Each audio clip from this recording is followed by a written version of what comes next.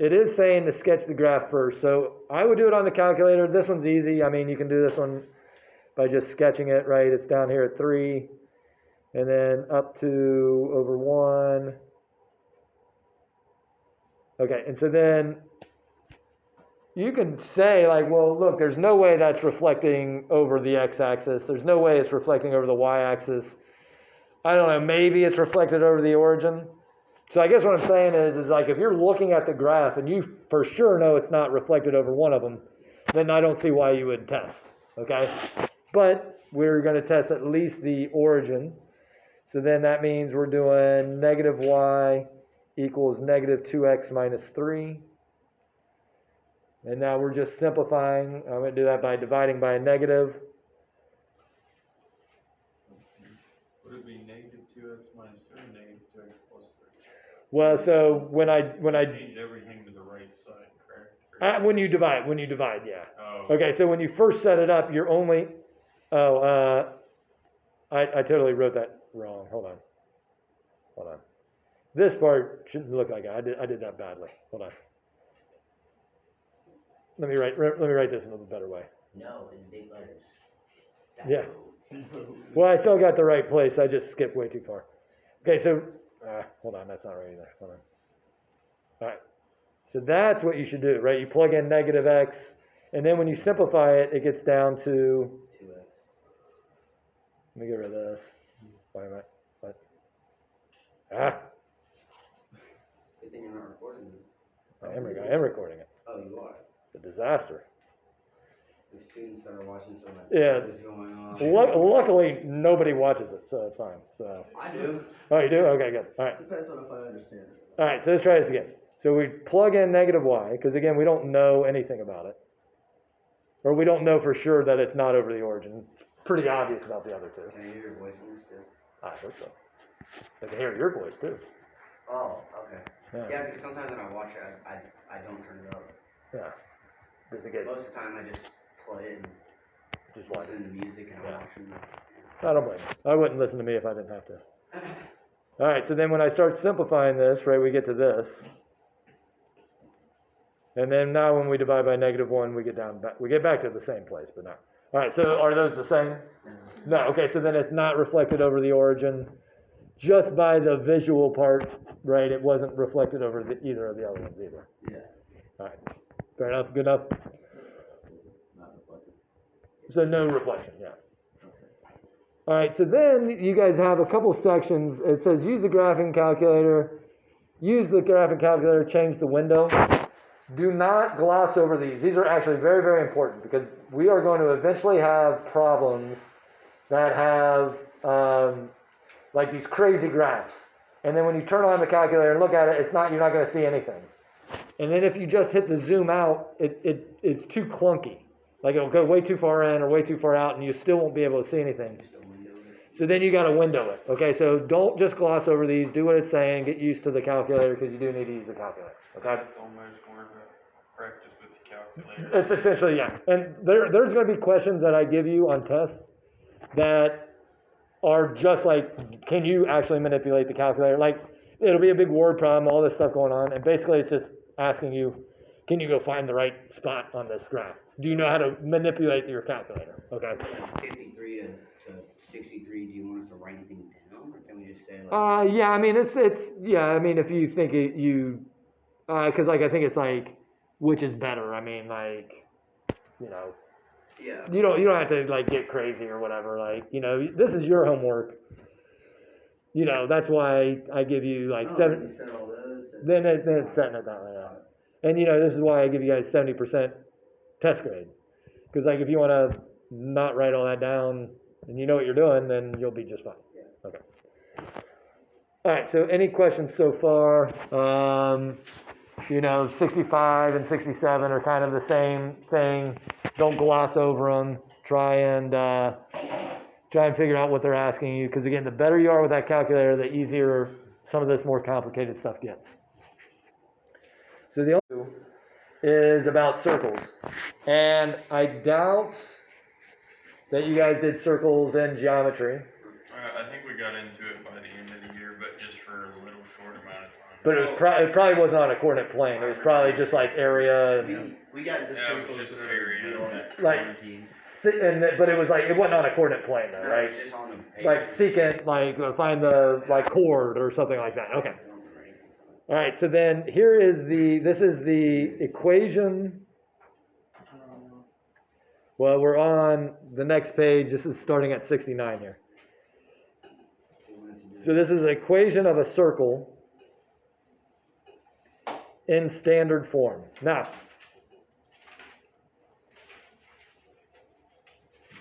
part of the idea is because most people are juniors, this is also like an ACT thing.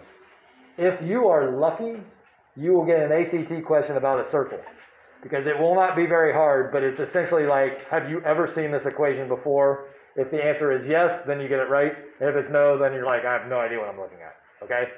So, and they can't give you a bunch. And so like some of you guys have talked about this before.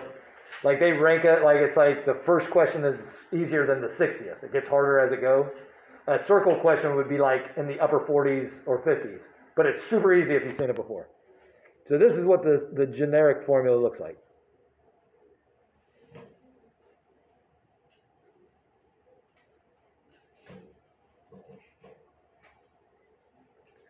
Okay, and the center of the circle is located at the coordinate h comma k. Oh, So it's the opposite sign. Like notice that it's the opposite sign. Yeah, it's that easy. Like almost definitely a question like 69 through 72 or 79 to 84 will almost definitely be on the ACT, and it is exactly as easy as I just showed you. Okay, so then the only other thing though that's the radius, right, is just r. So then the radius, and so be careful because you'll have to square root for the radius. So you're not going to do 79 to 84. We're going to save that for tomorrow. And then tomorrow we're going to do some IXLs over circles. So we'll start by any questions, and then we'll jump into 79 to 83. So it's only a couple questions. so it's 39 to Radius 77. is the measurement all the way around, correct? That's circumference. Okay. So radius is center to an edge. Diameter is, Radius is half diameter. and radius is half diameter. That's going to help us with one of the problems. So I'm going to do like a couple examples, and then I'm out of your all's way.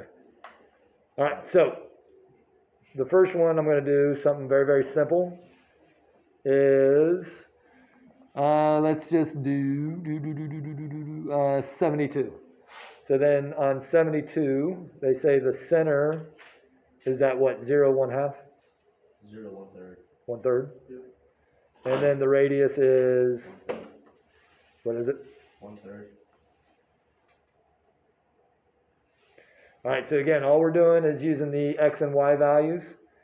So, you could definitely start off and say that it's x minus 0 squared plus y opposite sign minus 1/3 squared equals, What's the opposite sign?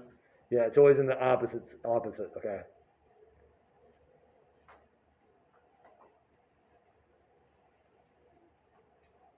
Usually most equations, things that are happening on the inside is opposite, okay? Okay. So then really, you would get it down to, x squared plus this. There's no need to go any further than this.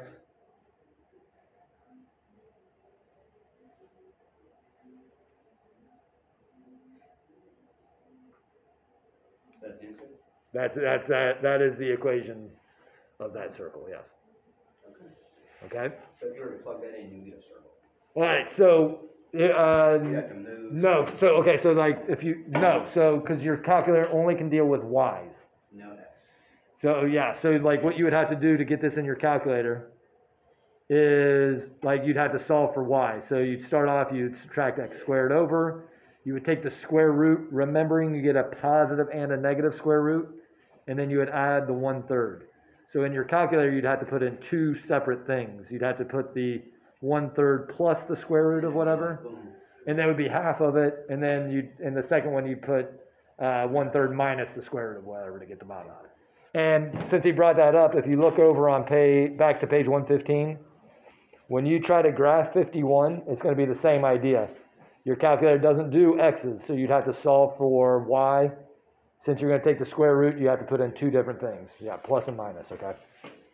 So it'll be like two parabolas, basically. Yeah, so kind of, yeah, basically. It's not a parabola, but yeah, that's what. Same idea. And because then sometimes like they're going to give you like, and this is more for next year, you'll get a square root and you're going to have to remember that's a square or a circle. All right, I'm going to do two more here, just for you guys. 74.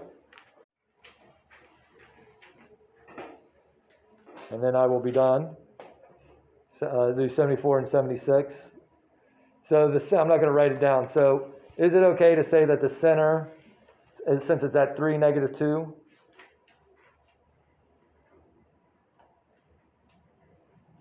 is it okay to say that that represents the center?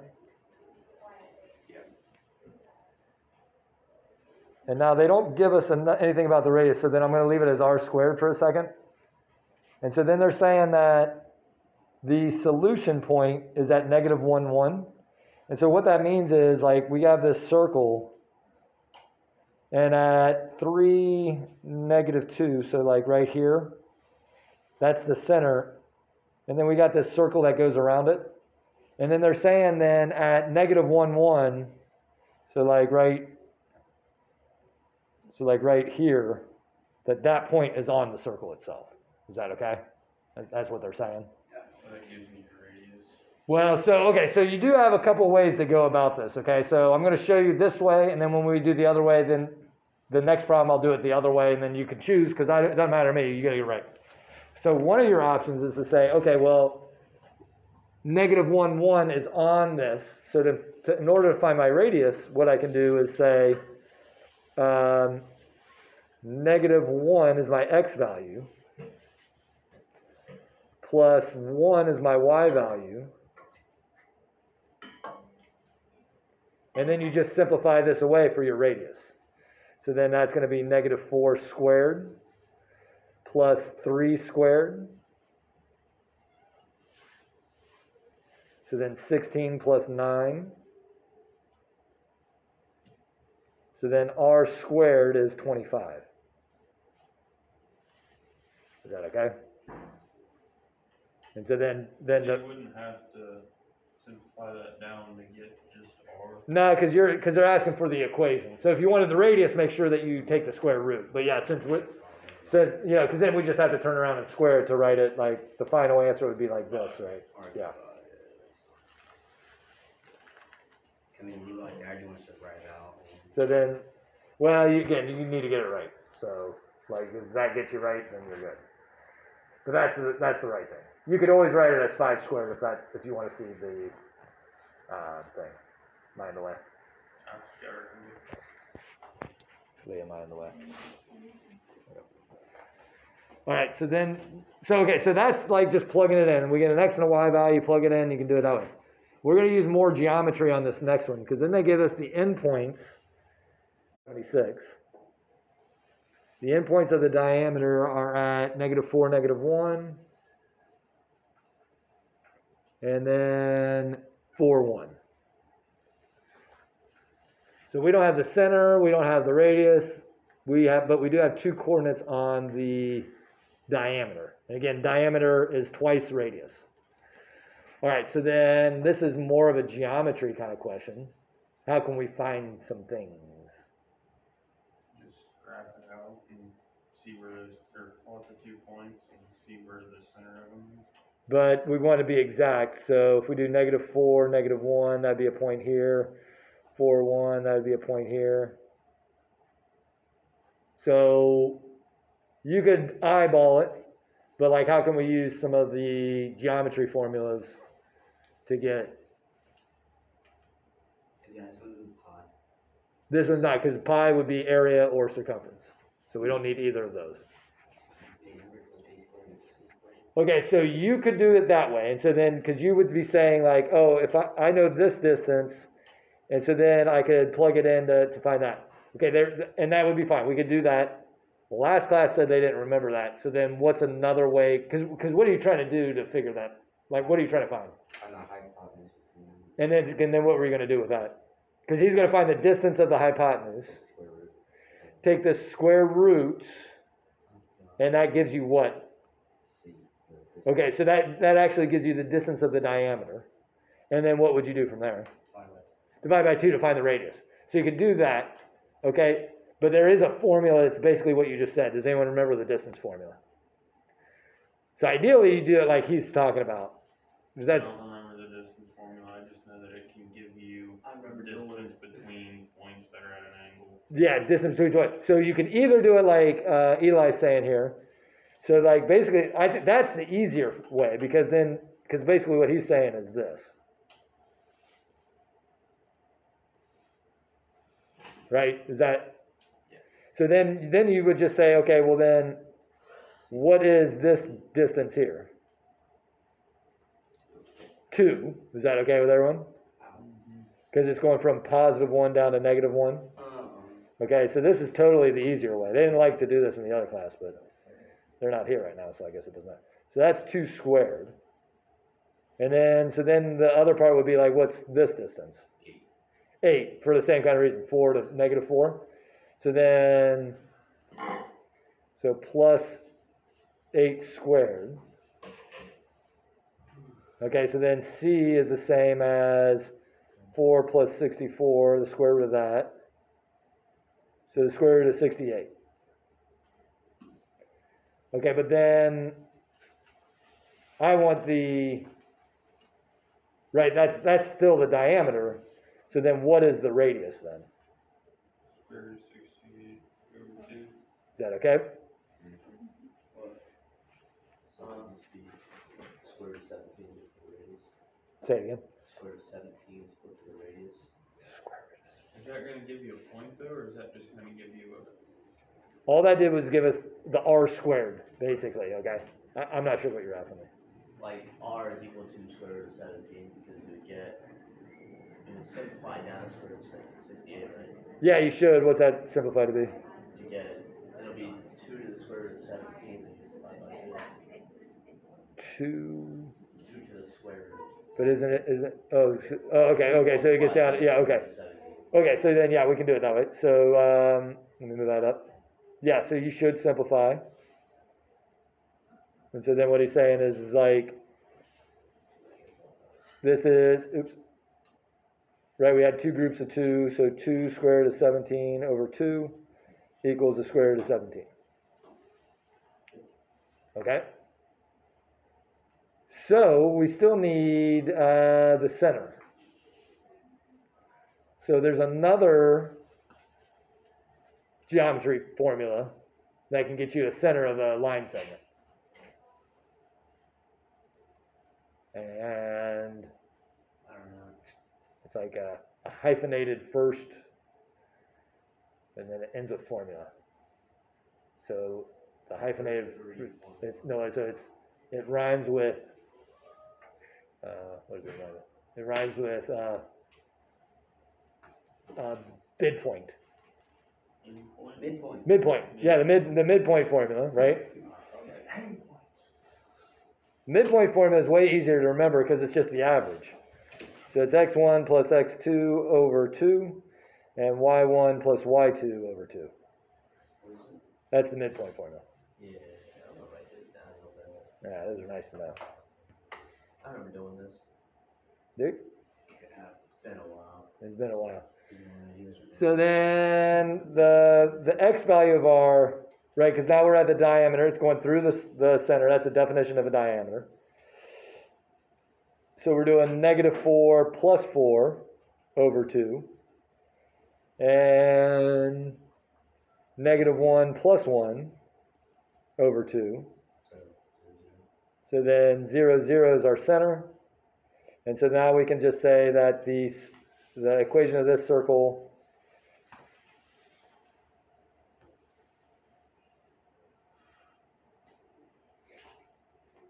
is that okay? Would it be the x and the square root because you squared the x and the y, so it gets rid of the square root from the So yeah, I mean, I guess, so the formula is r squared, so then if we have a radius of square root of 17, we square that. Okay. And you can always write that as like, you could write it as a square root of 17 squared if you want, that would be fine. That helps you. It's the same thing, but maybe it'll help you remember which one is the radius in that. If you do the square root of 17 squared, it's just 17. Yeah, right. That's And that, what we're talking about. yeah, and that's like why I left it like this. So, but like, if you like to see what the radius is and keep it informed, because this is not the radius, right? The radius is the square root of that number. Okay. All right. How was that? That felt good to me. I felt really good. I felt like I hit that one right in the middle of the fairway. Formulas were buried way back. Yeah, they're in there somewhere probably. Yeah. It's easiest. Like I hate remembering the distance formula. The easiest thing is to remember that the Pythagorean theorem and the distance formula are the same thing. Okay.